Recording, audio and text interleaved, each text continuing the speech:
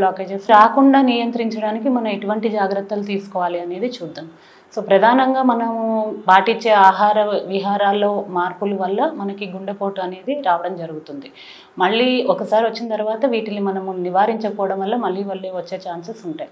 So మన ఆహారంలో ఎటువంటి జాగ్రత్తలు తీసుకోవాలి అంటే ప్రధానంగా మనము కార్బోహైడ్రేట్స్ పిండి పదార్థాలని తగ్గించవలసి ఉంటుంది. పిండి పదార్థాలు అంటే మనం తీసుకునే బియ్యం దగ్గర నుంచి గోధుమలు ఇవన్నీ కూడా పిండి పదార్థాలే. చాలామందిని అడిగితే మీరేం తీసుకుంటున్నారు, డైటింగ్ చేస్తున్నాము, బియ్యం మాత్రమే తీసుకున్నాను, చపాతీ తింటున్నాము.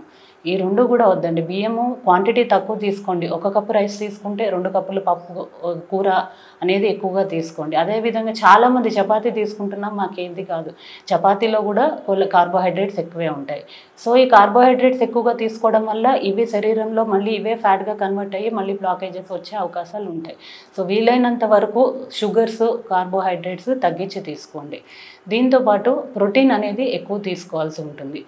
ప్రోటీన్ అనేది ఇప్పుడు వెజిటేరియన్ వాళ్ళు బీన్స్ కానీ పప్పు దినుసులు రోజు పప్పు తీసుకోవడము, అదేవిధంగా పెసర్లు అనేవి నానబెట్టి ఉడికించి తీసుకోవడం, శనగలు, బొబ్బర్లు వీటిలన్నిటిని ప్రతిరోజు కొంచెంగా పరిమితిలో నానబెట్టి ఉడికించి తీసుకోవచ్చు. అదే నాన్ వెజ్ వాళ్ళ దగ్గరికి వస్తే వాళ్ళు లీన్ మీట్ అంటే ఫ్యాట్ ఎక్కువగా లేని ప్రోటీన్ అంటే చికెన్ కానీ ఫిష్ కానీ తీసుకోవచ్చు. మటన్ ఇది అవాయిడ్ చేయవలసి ఉంటుంది.